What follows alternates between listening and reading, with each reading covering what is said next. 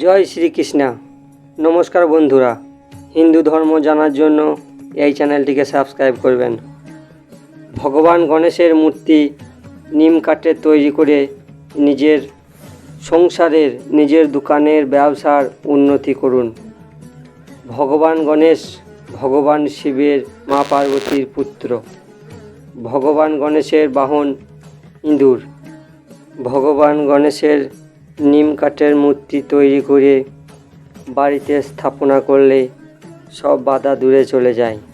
যদি আপনার কোনো কাজ অনেক দিন থেকে আটকে আছে, হচ্ছে না, তাহলে ভগবান গণেশের নিম কাঠের মূর্তি তৈরি করে গণপতি অথর্ব শীষ পাঠ করুন।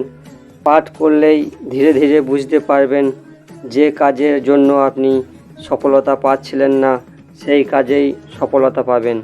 তাই ভগবান গণেশের নিম কাঠের মূর্তির পূজা যদি ডেলি করা হয়, তাহলে বাড়িতে সুখ শান্তিতে ভরিয়ে দেয়। বাড়িতে কোনো নেগেটিভ শক্তি প্রবেশ করে না, পজিটিভ শক্তি বাড়িতে প্রবেশ করে।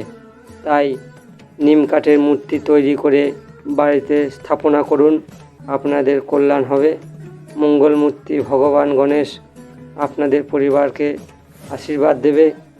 এইভাবেই ভগবান গণেশকে প্রথম পূজনীয় ভেবে পূজা করুন, আপনাদের সংসার কল্যাণ হবে।